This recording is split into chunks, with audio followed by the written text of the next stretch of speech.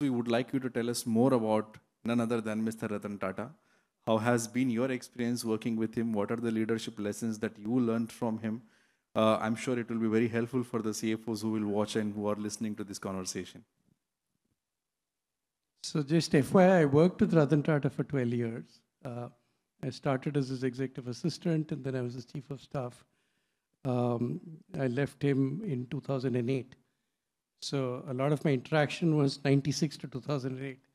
But it was a very interesting period for the Tata Group because this was when India had just started opening up as an economy. About him as a person, I think the point I made about tone at the top, he was the last chairman of Tata's who was also chair of the Tata Charities. And I think that synergy, therefore, between the work of the charities and the work of Tata Sons, and therefore all the Tata listed companies and the big Tata companies, I think was almost enshrined in his personality. And he was somebody who cared deeply and cares deeply about the direction the group was taking. So things like our mission statement, a lot of it was really evolved in his time. It was in his time in 1998 that Tatas came out for the first time, even with a code of conduct. So I think that commitment to ethics, to building on the group's reputation for trust, to giving some formality to many of these structures, to appointing chief ethics officers, all of that, I think, very much happened in his time. As a person, I think a couple of things, since you're talking about leadership, that I found amazing in him. One was curiosity. He's a pilot. I don't think he flies anymore, of course.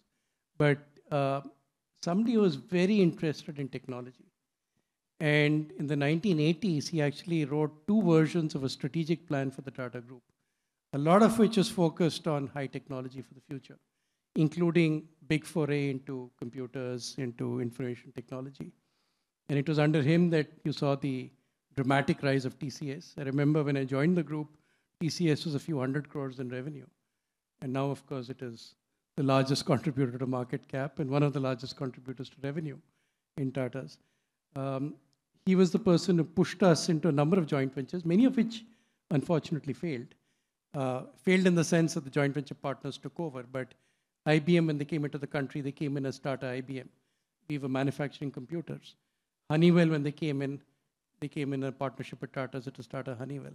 And a number of other joint ventures. So I think the idea that the group's future would be determined to a large extent by our ability to succeed in areas of high technology was something that he firmly believed in and was able to push through because of his innate curiosity, his interest in what was really changing the future. And I think if you want to be a successful leader, you need to read widely, you need to be exposed to different trends, the kind of stuff you guys are doing through the day. You need to have a sense of what is really moving markets and what's coming down the pipe. So that was something I saw very strongly in him. The other thing that I'll say is that he was extremely humble and very grounded. In all the years I worked with him, I probably saw him lose his temper once. And lose his temper meaning he slightly raised his voice. But he was extremely humble, very grounded, somebody who would give respect to all the people in the organization. In airports, he'd carry his own bags. These days, you see people with retinues around them, somebody carrying a briefcase, somebody carrying a newspaper. He was never like that. He hated having any kind of crowd around him or people seeking attention by just being around him. So I think early on in life, when you see people of stature who conduct themselves in a very respectful way, it leaves its mark. And you get your job done. You don't have to be somebody who's the loudest voice in a room. But when you speak, people should want to listen to you. And I think with him, it was very much that was the case.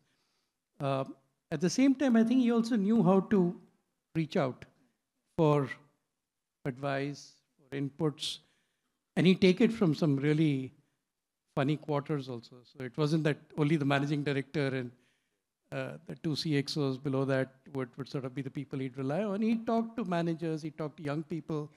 I was part of the Tata Administrative Service, so he talked to TAS officers and understand what's going on. So I think leadership, you need to be open to communication, be somebody who's accessible and get inputs that can help you to really articulate and put together a sound strategy after having taken multiple insights and information from people. So I think he was very good at that. Last thing I'll end with is the kind of boldness of vision. I mean, those acquisitions we did, for instance, whether it was Chorus Steel, Jaguar Land Rover, I don't think huge acquisitions, which almost sort of bet the bank, would have been possible under any other person. I think he had the charisma, he had the stature to pull off those acquisitions by aligning the board behind him, getting the finance people united.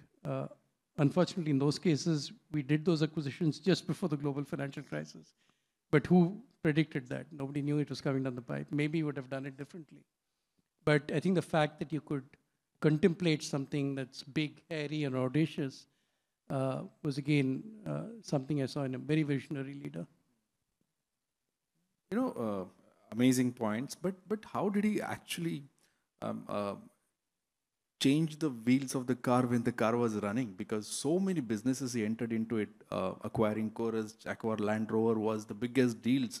Perhaps you would have gone bankrupt if you would have made mistakes there. And not just that, look at insurance. You bought AIG here. Look at Chroma. Look at other businesses, the fashion and everything. So, I mean, so many businesses. So what made him so confident about, getting into these businesses? How did you observe it and what was your learning? No, the first thing is that it wasn't that you went in blind, right? You went in with a lot of preparation and thought, despite which a lot of this didn't work out, right? And we can discuss that separately. But the 1990s was really a period when you had to defend your home turf. You did it in two ways. One, you tried to make the company stronger. And there were a lot of interventions around that. I think quality was perhaps the biggest. I mean, people today forget that there was a time when Indian quality, generally in manufacturing, was lousy. You had a protected economy, a lot of products and services just didn't work.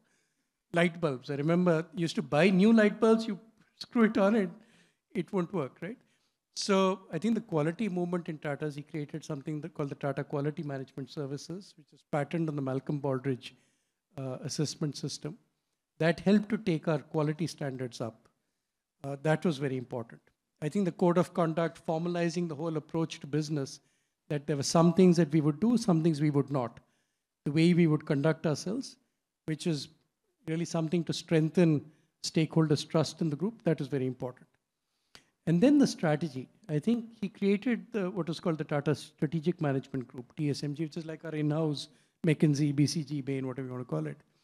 And some really smart people were brought in there. They were the ones who had, in the 80s, worked with him on the strategic plans of the group. So figuring out where we need to play.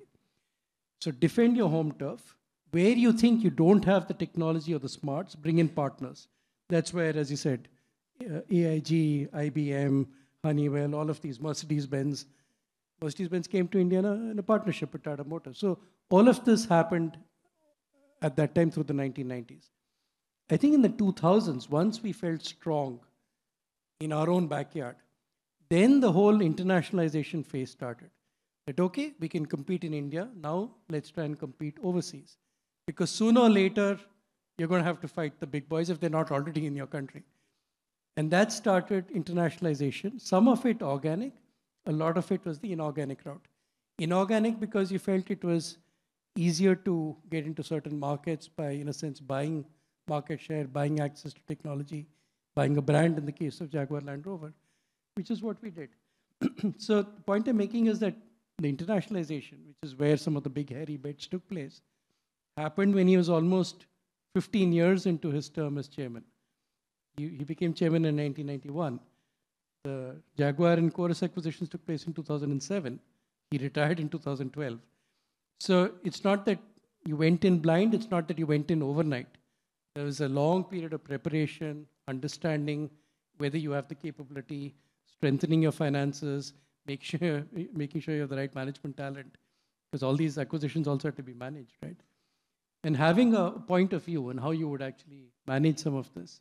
And only when he felt we were ready, then we did it. And then again, we didn't do it all at once. We did a number of smaller acquisitions. If you look at Tata's in 2004, 2005, in auto, for instance, before we did the big one with JLR, we acquired Daewoo. in Daewoo, the heavy commercial vehicles business in Korea. So you'd already had some experience of acquisitions overseas and how to manage them. And then you went for the big ones. So I think everything has to be measured and calibrated. You don't do things overnight in business.